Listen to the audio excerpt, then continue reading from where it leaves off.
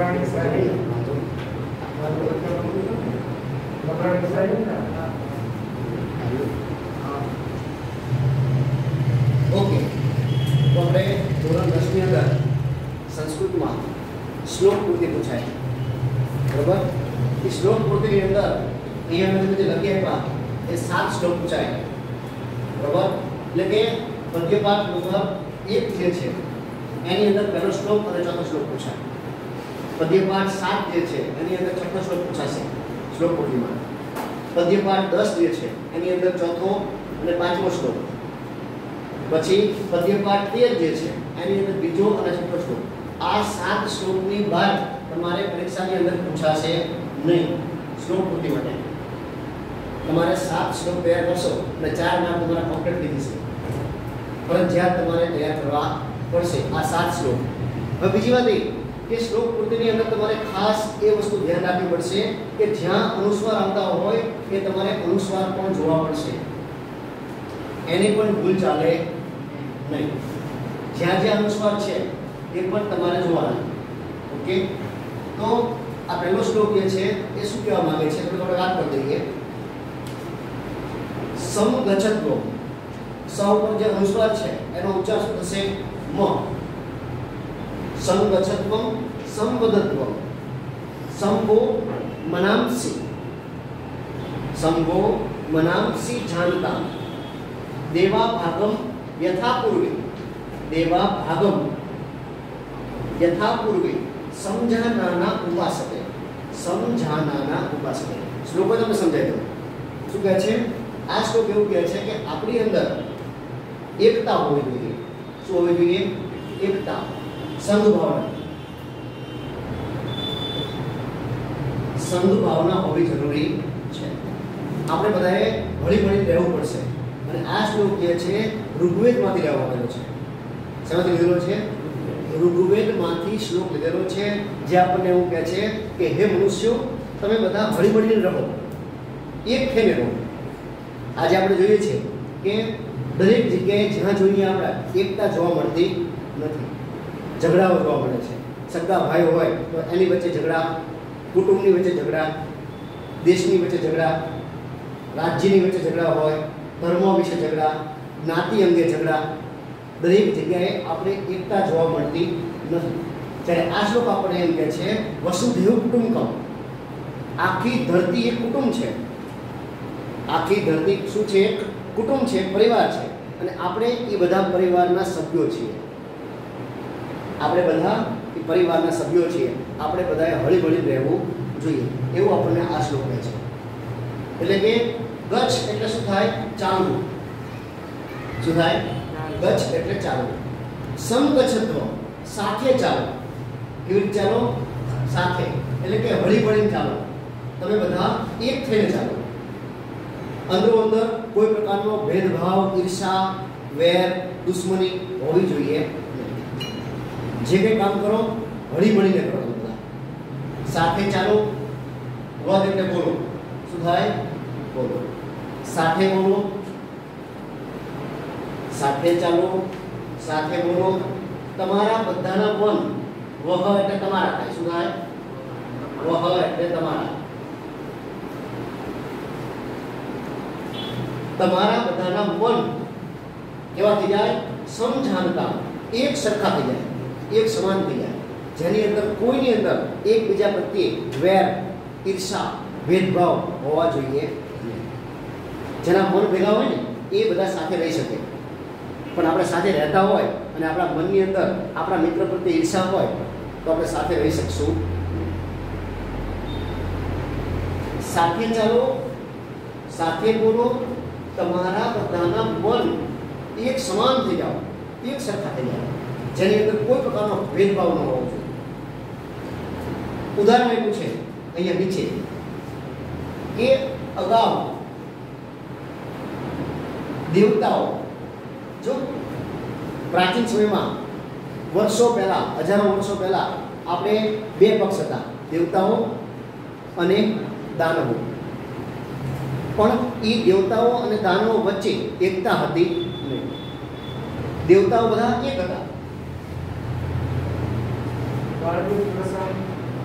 ભારતીય પ્રસાદ દેવતાઓ બધા કેવા હતા? એક હતા. એ બધા હળીમળીને રહેતા. જ્યારે દાનવો શું કરતા હતા? અંદરો અંદર ઝઘડા. પોતે શાંતિથી જીવે નહીં અને કોઈને શાંતિથી જીવવા દે. જ્યારે એના કારણે શું થયું? દાનવોનો શું થઈ ગયો? નાશ. દેવતાઓનો શું થઈ ગયો? વિજય. દેવતાઓ આજે શું થાય છે? પૂજાય છે.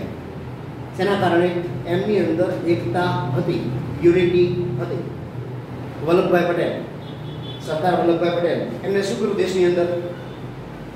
પ્રાચીન સમયમાં આપણા જે રજવાડા હતા ને, એક જ દેશ, એ દેશની અંદર 562 રજવાડા હતા. કેટલા? 562 જેટલા રજવાડા. એ બધા રજવાડા પોતાનો સ્વાર્થ જોતા હતા. શું કરતા હતા? હું મારું બોલું, તું તારું બોલ. દેશ એક, પણ રજવાડા કેટલા? 562. અને 562 રજવાડા પોતાની રીતે કામ કરતા હતા. બાજુવાળા ઉપર આખા રહ્યું હોય ને, તો બાજુ રજવાડાવાળો રહ્યો એ રાજી થાય, એને મદદ કરતો નહીં. વલ્લભભાઈ પટેલે પહેલું કામ એ કર્યું કે મારે મારા દેશને એક કરવો પડશે. ગમે એ થાય, હું મારા દેશને એક કરીને બતાવીશ. અને વલ્લભભાઈ પટેલ એક રજવાડાને મળવા નીકળી પડ્યા કે ભાઈ તમારે તમારી સંપત્તિ જે છે, તમારું રજવાડું છે, એ કોને અર્પણ કરવાનું છે? દેશને. દેશને શું કરવાનું છે? સમર્પિત કરી દેવાનું છે. અને તમારે દેશનો એક ભાગ બની જવાનું છે. સમજાવ્યા. ભાવનગરના રાજાને સમજાયો, જામનગરના રાજાને સમજાવ્યા, જૂનાગઢના રાજાને સમજાયો, કચ્છના રાજાને સમજાયો, માંડવીના રાજાને સમજાયો, બધા રજવાડાઓને સમજાવ્યા. એક રજવાડાને સમજાવતા ગયા. વલ્લભભાઈ પટેલ એટલા બધા બુદ્ધિશાળી હતા અને એટલા બધા હોશિયાર માણસ હતા. બધા રજવાડાને સમજાવ્યા અને બધા રજવાડા સમજી ગયા એની વાત કે સાચી વાત છે. બહુ સરસ મને સમજાયું. અને પછી બધા રજવાડા કેવા થઈ ગયા? એક. અને એ બધા રજવાડા એક થયા પછી આપણો દેશ બન્યો એક. કયો દેશ? ભારત દેશ. જેની અંદર એવું ન કહી શકાય કે 562 રજવાડા, નહીં, આખો એક દેશ બની ગયો ભારત. એટલે તો વલ્લભભાઈ પટેલની મૂર્તિ છે ને, એનું નામ આપ્યું સ્ટેચ્યુ ઓફ યુનિટી. યુનિટી મતલબ શું થાય? એકતા. યુનિટી એટલે શું થાય? એકતા. સ્ટેચ્યુ ઓફ યુનિટી, એકતાનું પ્રતીક, એકતાની મૂર્તિ. કોણ હતા? વલ્લભભાઈ પટેલ. દેશને એક કરીને બતાવ્યો. આવા હતા વલ્લભભાઈ પટેલ. વેદો પણ આપણે જ કહે છે કે તમે મનુષ્ય, તમે કંઈ લઈને આવ્યા નથી, તમે કંઈ લઈને જવાના નથી. શા માટે તમે ઝઘડા કરો છો? જે તમારી પાસે છે બધા હળી મળીને વાપરો. કુદરતી સંપત્તિ છે, તમે લઈને આવ્યા છો ઉપરથી, નદી, જંગલ, જમીન, આ બધું લઈને આવ્યા છો? નથી લઈને આવ્યા. છતાં માણસ આજે શું કરે છે? જમીન માટે ઝઘડા કરે છે, બરાબર ને? ઘર માટે ઝઘડા કરે છે, સંપત્તિ માટે ઝઘડા કરે છે. લઈને આવે છે ઉપરથી સંપત્તિ? કોઈ જન્મ થાય ત્યારે સંપત્તિ લઈને આવે છે? ના. શા માટે તમે હે મનુષ્યો શા માટે ઝઘડા કરો છો? જે કંઈ તમારી પાસે છે હળી મળીને વાપરો. પક્ષીઓ છે, પક્ષીઓ એ તમે જોજો શું આકાશમાં ઝઘડા કરતા હોય છે? આ ભાગ મારો છે, આ ભાગ તારો છે, આમાં તું ઉડ્યું, આમાં હું ઉડું. આ બોર્ડર, અહીંથી તારે આમ નહીં આવવાનું, મારે આમ નહીં આવવાનું. આપણે આવું કરીએ છીએ. મનુષ્ય આવું કરે કે આ મારું ઘર અને આ મારી બોર્ડર, આની અંદર પગ ન મૂકતો, ટાંગા ભાંગી નાખીશ. જમીન હોય તો આ મારો શાહ કાઢો ભાઈ, આ મારું ખેતર અને આ મારા શાહ, આની અંદર આવતો નહીં, ટ્રેક્ટર નો આવતો, તો મજા નહીં આવે.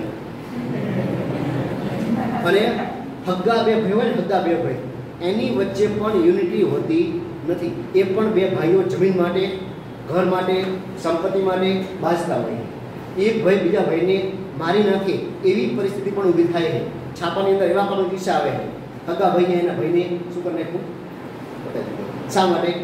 જમીન બાબતે ઝઘડો આવતો હતો. કોર્ટમાં કેસ આવતા હોય, તમે કોર્ટમાં કેસ આવતા જુઓ ને તો મોટા ભાગના કેસ એવા હશે જમીનના કેસ. અને એ બે કેસ કોણ લડતા ખબર? હગ્ગા ભાઈ.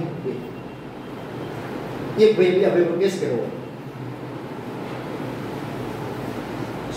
વેદ આપણને એ જ કહે છે કે હે મનુષ્યો સાથે ચાલો, એટલે કે હળી મળીને રહો, સાથે બોલો, બધા હળી મળીને બોલો. તમારા બધાના મન કેવા થઈ જાય? એક સમાન થઈ જાય. જેવી રીતે યથા એટલે જેવી રીતે, પૂર્વ એટલે અગાઉ, જેવી રીતે અગાઉ દેવતાઓ યજ્ઞ ભાગની આપણે યજ્ઞ કરીએ એની અંદર આપણે હવન કરીએ ત્યારે આપણે જે દેવતાને અર્પણ કરવાનું હોય છે દેવતાનું નામ બોલીએ આપણે બોલીએ છીએ આપણે આવું ઓમ ઇન્દ્રાય સ્વાહા ઓમ વરુણાય સ્વાહા ઓમ અગ્નાય સ્વાહા આવે છે એવું તમે જે દેવતાનું નામ બોલો છો ને એ દેવતાને અર્પણ થાય છે એ વસ્તુ પણ એ બધા દેવતા જે છે એ બધા શું કરતા હતા હળી મળીને જે વસ્તુ મળે છે ભોજન એનો ઉપભોગ કરતા એને એ પોતાની રીતે ભાગ પાડીને વહેંચી લેતા ઝઘડો કરતા નહીં જેવી રીતે અગાઉ દેવતાઓ યજ્ઞ ભાગને એટલે કે યજ્ઞના ભાગને સારી રીતે સમજીને સમજાના સારી રીતે સમજીને ઉપાસતે સ્વીકાર કરતા હતા તેમ તમે બધા સ્વીકાર કરો તમને જે મળ્યું છે ને એ તમે સારી રીતે સમજીને વાપરો મારું છે એમ નહીં આ આપણું છે જે કંઈ તમને દેખાય છે એ આપણું છે એમ સમજીને વાપરો હું પણ આવવું જોઈએ આપણે કંઈ જ લઈને આવ્યા નથી ઓકે એટલે આપણે બધાએ હળી મળી રહેવાનું છે એ આપણને આ શ્લોક સમજાવે ઋગ્વેદનો શ્લોક છે શ્લોક પૂર્તિમાં પૂછાય ગઈ યાદ રાખજો આપણને એવું કહે છે હળી મળી રહો શ્લોક પૂર્તિ માટે પરિવાર બોલું છે તો ભાષણકાર સાથે ચાલો સાથે બોલો તમારા બધાના એટલે આપણને કહે છે કોણ કહે છે આવું વેદ તમારા બધાના મન એક સમાન થઈ જાવ જ્યારે મન સમાન હોય ને ત્યારે તમે સાથે ચાલી શકો અને સાથે બોલી શકો તમારી વચ્ચે યુનિટી ક્યારે રહે તમારી અંદર મન જે છે તમારું કેવું હોય સરખું હોય બધું એની અંદર કોઈ વેર ઈર્ષા હોય નહીં તો તમારા બધાના મન એક સમાન થઈ જાવ જેવી રીતે અગાઉ અત્યારે દેવતાઓ છે નહીં અત્યારે દાનવો છે બધા એટલે કારણ કે હવેના મનુષ્યો રહ્યા એ દેવતા જેવું કામ બહુ ઓછા કરે ઝઘડામાં વધી ગયા છે એટલે બધાનું કામ કેવું છે દાનવો જેવું તારું સારું થાય નહીં અને મારું પણ ન સારું થાય પણ તારું પણ સારું ખાવા દઉં નહીં મારું નુકસાન થયું છે તારું પણ નુકસાન કરીશું આવી વૃત્તિ હોય છે જેવી રીતે અગાઉ દેવતાઓ યજ્ઞ ભાગને સારી રીતે સમજીને સ્વીકાર કરતા હતા એમ તમે બધા સ્વીકાર કરો પહેલો શ્લોક જે છે આપણને આવું કહેવા છે ઓકે પબ્લિક એનો રાગ આવો છે સાંભળજો રાગ એનો હું બોલું પછી તમે બોલજો ઓકે રાગમાં તમારે સેટ થઈ જાય અને તમે ગાયન કરી શકો સંવચત્વમ સંવદત્વમ સંગો મનાંસી જાનતામ દેવા ભાગમ યથા પૂર્વે સંજાનાના ઉપાસતે સંગચ્છત્વમ સંવદત્વમ સંગો મનાંસી જાનતામ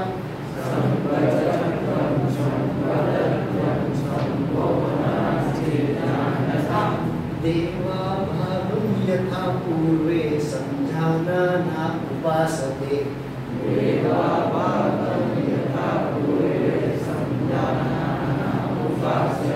સંગચ્છત્વમ સંવદત્વમ સંગો મનાંસી જાનતામ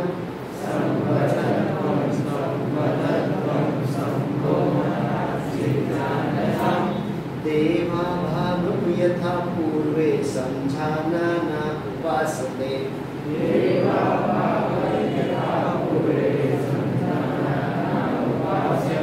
ઓકે શ્લોક પૂર્તિ માટે આ શ્લોક પૂછાશે ખાસ યાદ રાખજો બીજું જ્યાં જ્યાં અનુસ્વાર આવે છે એ તમારે ખાસ અનુસ્વાર યાદ રાખવા પડશે 1 2 3 4 5 6 7 અને 8 અનુસ્વાર આવે છે કેટલા 8 અનુસ્વાર કયા વર્ણો પર અનુસ્વાર આવે છે તમારે યાદ રાખવાનું છે શ્લોક ગાતા હોય ત્યાં તમારે જોવાનું સમ બોલ્યા એટલે અનુસ્વાર આવવો જોઈએ બદધ્વમ અનુસ્વાર આવવો જોઈએ બરાબર યાદ રહેશે ઓકે શ્લોક બાપો પર તમારે આવવાનું છે આવતીકાલે નેક્સ્ટ લેક્ચરમાં હજી એના પછી બીજો શ્લોક સર્વે ભવન્તુ સુખિનઃ સર્વે સંતુ નિરામયા સર્વે ભદ્રાણિ પશ્યન્તુ મા કશ્ચિત દુઃખ ભાગ ભવેત. નરેન્દ્ર મોદી 2014 માં વડાપ્રધાન બન્યા. બરાબર? નરેન્દ્ર મોદી 2014 માં વડાપ્રધાન બન્યા પછી અમેરિકા એમને આમંત્રણ મળ્યું.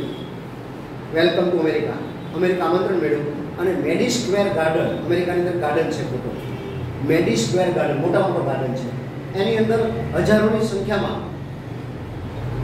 રાજનેતાઓ, અમેરિકાની પબ્લિક ભેગી થઈ અને ત્યાં આખી સભા ભરાણી અને ત્યાં અમેરિકાની અંદર નરેન્દ્ર મોદી ગયા ત્યારે પહેલું ગીત ગવાણું, વૈષ્ણવજન તો તેને રે કહીએ જે પીડ પરાઈ જાણે દે. ત્યાં એક ગીત ગવાણું અને એના પછી રાસ ગરબા હતા અને પછી નરેન્દ્ર મોદીને બોલવા માટે આમંત્રણ આપ્યું કે તમે કંઈક કહો, વાત કરો ભાઈ કેમ. અહીંયા બધા આખા રાષ્ટ્ર સંઘના સભ્યો બેઠા, આખા વિશ્વ લેવલમાં સંયુક્ત રાષ્ટ્ર સંઘ અમેરિકા એના બધા સભ્યો એ બેઠેલા અને અહીંયા અમેરિકાની અંદર નરેન્દ્ર મોદીએ આ શ્લોક બોલ્યા હતા. અહીંયા બોલ્યા શ્લોક કદાચ કોઈને તમે જોવો તો જોજો. 2014 અમેરિકા પહેલા ને મેડી સ્ક્વેર ગાર્ડન એમાં આ શ્લોક બોલેલા. સર્વે ભવન્તુ સુખિનઃ સર્વે સંતુ નિરામયા સર્વે ભદ્રાણિ પશ્યન્તુ મા કશ્ચિત દુઃખ ભાગ ભવેત. શું કહે છે હવે અહીંયા? ભારત દેશ કેવો છે? ભારત દેશ માત્ર પોતાનું એકનું હિત ઈચ્છતો નથી. ભારત દેશ સુખી તો બધાને સુખી કરવાનો પ્રયત્ન કરશે, કોઈને દુઃખી થવા દેશે. ભારત દેશ એવો છે માત્ર પોતાનો સ્વાર્થ જોવે એવો ભારત દેશ નથી. ભારત દેશ એવો સ્વાર્થ નથી માત્ર પોતાનું વિચારે. ભારત દેશ બધાનું વિચારે. નજીકનો કોઈ પણ દેશ ભારત સાથે સારા સંબંધ હશે તો ભારત એને ચોક્કસ મદદ કરશે. ભારત એને સપોર્ટ કરશે પૂરેપૂરો. કોઈ પણ પરિસ્થિતિમાં, કોઈ પણ મુશ્કેલીમાં સાથ આપશે ભારત દેશ. કોઈ દુઃખી થાય એવું ભારત દેશ ઈચ્છતો નથી. શું કહે છે? તો સર્વે ભવન્તુ સુખિનઃ, બધા સુખી થાવ. માત્ર હું મારો એટલો વિચારતો એમ નહીં. હે ભગવાન, આ જગતના બધા જ દેશો, બધા જ રાષ્ટ્રો, બધા જ લોકો શું થાય? સુખી થાય. આવી પ્રાર્થના કરવાની છે આપણે. સર્વે સંતુ નિરામયા. નિર એટલે રોગ, નિર આમયા. આમય એટલે રોગ થાય. શું થાય? રોગ. નિર એટલે વગરના. બરોબર? એટલે નિહિ આમયા. નિહિ આમયા. આમય એટલે રોગ, નિર એટલે વગરના. એટલે કે બધા જ લોકો સર્વે, સર્વે એટલે બધા, બધા નિરોગી બનો. કેવા બનો? રોગ વગરના. ઓકે. સર્વે ભદ્રાણિ પશ્યન્તુ. ભદ્રાણિ એટલે શું થાય? કલ્યાણ. ભદ્રાણિ એટલે શું થાય? યાદ રાખજો, ભદ્ર એટલે કલ્યાણ. બધા એકબીજાનું કલ્યાણ જુઓ. શું જુઓ? હે ભગવાન, મારું સારું થાય પણ સાથે સાથે બધાનું સારું થાય એવો આપણો પ્રયત્ન હોવો જોઈએ. આજે માણસ કેવો બની ગયો છે ખબર છે? સેલ્ફિશ. પોતાનું સારું ઈચ્છે પણ બાજુવાળાનું કેવું ઈચ્છે? ખરાબ. એના પ્રત્યે એને શું હોય? કે ઈર્ષા. એટલે તો લોકો લખે છે ઈર્ષાને આશીર્વાદ. લખે છે ને, સ્લોગન લખે કે જે ઈર્ષા કરે છે એને આશીર્વાદ. સર્વે ભદ્રાણિ પશ્યન્તુ. બધા એકબીજાનું કલ્યાણ જુઓ. તમારો દુશ્મન હોય ને એનું પણ તમે હિત ઈચ્છો. જો આપણા વડવાઓ રહ્યા ને, આપણા વડીલો બધા એ દવાખાને હોય ને તો એ ભગવાને કેવી પ્રાર્થના કરે? હે ભગવાન, મારા દુશ્મનને પણ આવું દવાખાનું દેખાડતો. આવું બોલે. આપણા વડીલો જે છે એ આવું બોલે છે કે હે ભગવાન, મને દવાખાનામાં નાખો, મને આવી તકલીફ આપે છે, કંઈ વાંધો નહીં, પણ મારા દુશ્મનને પણ આવી તકલીફ આપતો મને ભલે કહ્યું.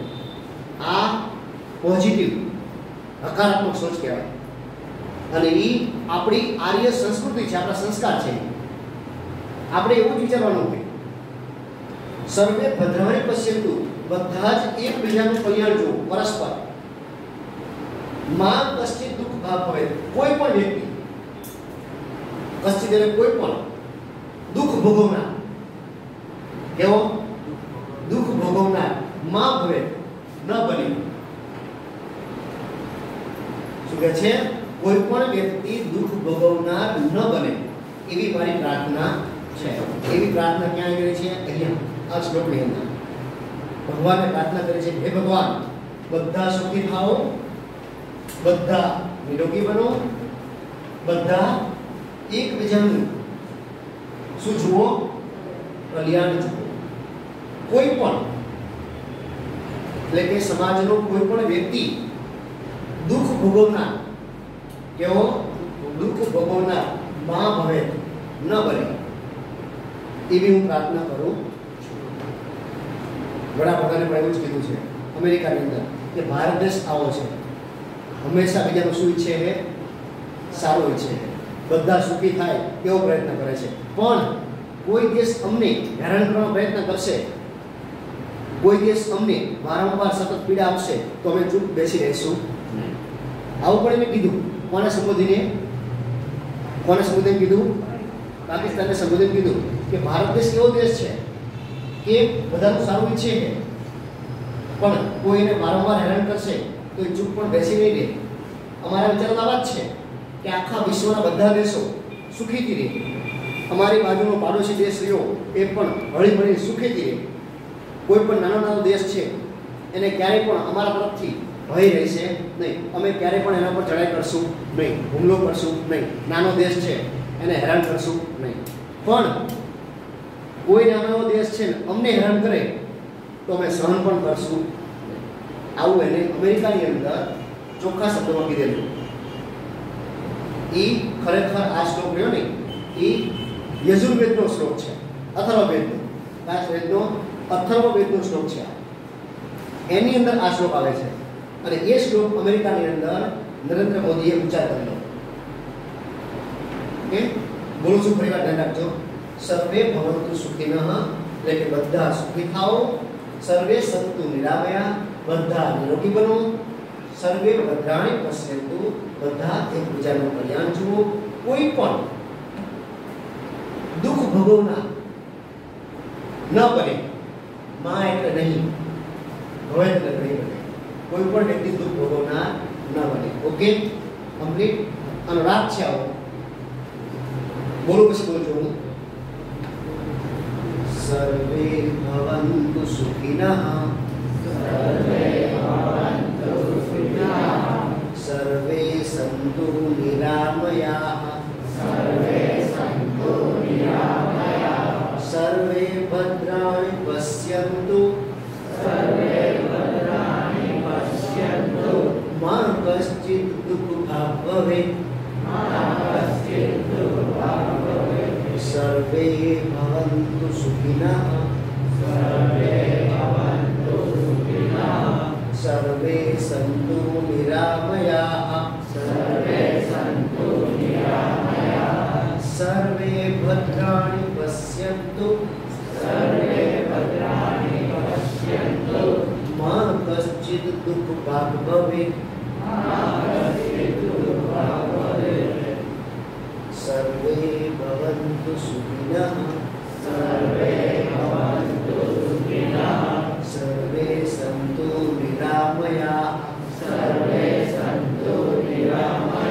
સર્વે ભદ્રાણિ પશ્યન્તુ, મા કશ્ચિત દુઃખભાગ્ ભવેत्. ઓકે, શ્લોક નંબર આ 5 જે છે, 4 શ્લોક છે એ શ્લોક સુધી વંચાય. આ પાઠમાંથી 2 શ્લોક જે છે તમારે પૂછાશે એટલે કે આપણે આ પાઠની વાત કરી. હવે એના પછીનો જે શ્લોક છે 7મા પાઠનો શ્લોક છે. કેટલામો શ્લોક છે? 6મો શ્લોક.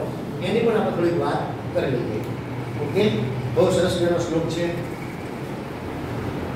આવશ્યક શ્લોક 2. શ્લોક પ્રતિમાં પણ પૂછાય, ક્યારેક ભાષાંતરમાં પૂછાય. જેથી ભાષાંતરમાં પૂછવાનો હશે તો એ શ્લોક પ્રતિ નહીં હોય, અને શ્લોક પ્રતિ પૂછવાનો હોય તો ભાષાંતરમાં નહીં હોય. ઓકે, અને ખાસ તમારે વધારે પૂછે કે એના માટે શ્લોક પ્રતિ માટે. ભાષાંતર માટે એવો નિયમ નથી કે આ શ્લોક જ પૂછો, એ તો ગમે પૂછે, પણ શ્લોક પ્રતિ માટે નથી કે આમાંથી જ પૂછાશે. એટલે ટીક કરી લેજો, લખી લેજો ખાસ કરીને.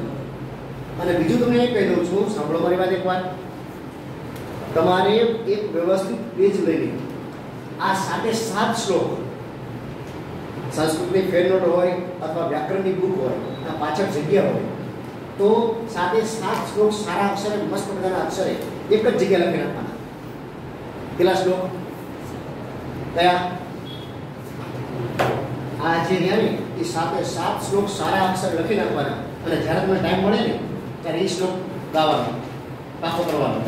એટલે રહેતા રહેતા 4-5 દિવસ રોજની પદ્ધતિ થાય તો તમે શ્લોક થઈ જાય તૈયાર. ઓકે, એટલે તમારે આ કામ કરવાનું છે. ફેર નોટની અંદર જ્યાં પણ પાછળ જગ્યા હોય ત્યાં સાથે 7 શ્લોક તમારે લખી નાખવાના. ઓકે, અત્યારે આપણે ચલાવશું હવે 6ઠો શ્લોક. આ શ્લોક લખી ગયો છે તમારી પાસે? લખવાનું બાકી અહીં.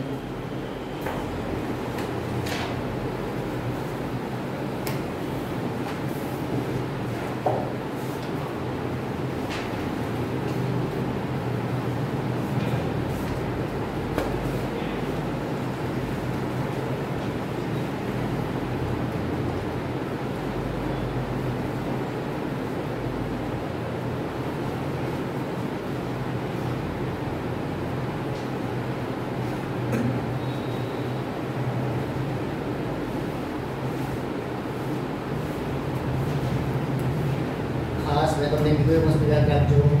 ફેર નોટની અંદર આ સાથે 7 શ્લોક તમારે લખી નાખવાના, શ્લોક તૈયાર કરી નાખવાના. આ શ્લોક આપણે કેટલી વાર લખશું કામ કરવા માટે? 5 વાર. સરસ, વેરી ગુડ. આ 2 શ્લોક 5-5 વાર લખી નાખશો. Okay, complete. લખીને શું કરવાનું તમારે? પાકો કરવાનો છે. હું તમને લખવા માટે ઊભા કરીશ અને લખવા માટે કહીશ કે અહીંયા આવો. ઓકે, યાદ રાખજો. કોઈ પણ વિદ્યાર્થીને હું કહીશ કે ભાઈ ચલો આપણે શ્લોક આપેલા હતા કાપા કરવા માટે, એક વિદ્યાર્થી આવો અને લખો. ગમે વિદ્યાર્થીનો વારો આવે નેક્સ્ટ લેક્ચરમાં, ત્યારે આના પછીના નેક્સ્ટ લેક્ચરમાં કોઈ પણ વિદ્યાર્થીનો ગમે ત્યારે વારો આવે તો ચલો અહીંયા આવી લખો, લખવાનું. થોડો ઘણો ખોટો પડશે તો ચાલશે, પણ હાવ ન આવડતું હોય એવું ન થાય. અહીંયા એનો કે સર મને નથી આવડતો, મેં કાપો પહેરો. Okay, complete. તો અહીંયા આજે આપણે રાખી દઈએ છીએ. એના પછીનો શ્લોક આજે ચાલશે નહીં, કારણ કે લેક્ચર બીજો પૂરો છે. ઓકે, સારું, ફરી મળીએ. ધન્યવાદ, આભાર. બંધ જ કરતો.